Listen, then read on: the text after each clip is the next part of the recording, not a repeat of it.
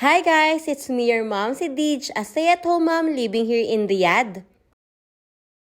Malapit na talaga mag-summer dito kaya naman talagang sinusulit na nga namin ni Daddy ang paglabas nga sa umaga. Lalo na nga kapag wala siyang pasok. Isa na nga sa naging banding naming pamilya ang pagpunta nga dito sa park. Kapag kasi may pasok nga si Daddy talagang nandito nga lang kami sa loob ng bahay. Kaya naman kapag hindi nga busy itong si Daddy ay sinusubukan talaga namin makapunta nga sa park. Dahil as parents nga, alam namin na maraming makukuhang benefits nga si Aizen sa paglalaro sa park. Katulad na nga lang ng improvement ng flexibility, agility, speed at balance. At higit sa lahat yung pagbibuild niya ng social skills. O baka mag-side comment naman kayo na wala namang kalarong bata dyan si Aizen. Dahil kalimitan nga ng mga bata dito ay hapon pa nga naglalaro sa park. Pagkatapos naman namin maglaro nga sa park, idiretso nga kami dito sa dating accommodation niya. Ibinalik kasi namin yung mga gamit nga na nagamit nung nagkainan dito sa bahay. At bago nga umuwi ay dumaan nga muna kami sa Bacala para nga bumili nga kami ng inumin tubig. Pagka-uwi nga namin, inagpahinga muna kami saglit. At pagka maya-maya nga ay ginupitan ko na nga itong si Aizen. Ako na nga lang ang nagtitrim sa buhok niya dahil pag nga sa mga barbershop ay takot nga siya. Tingnan niyo naman at takot na takot nga sa mga buhok niya.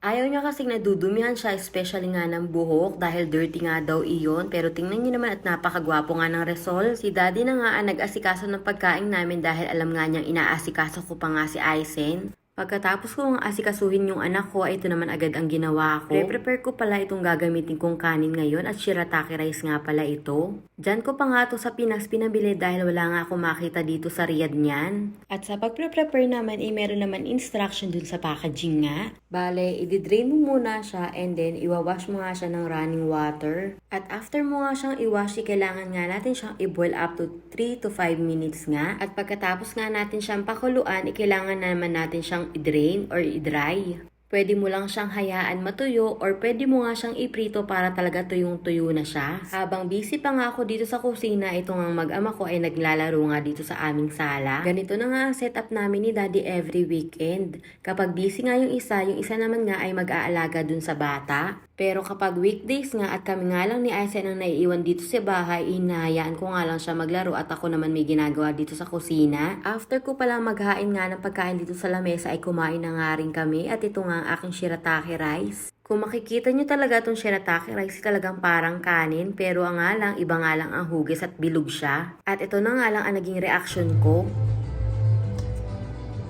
Wala siya.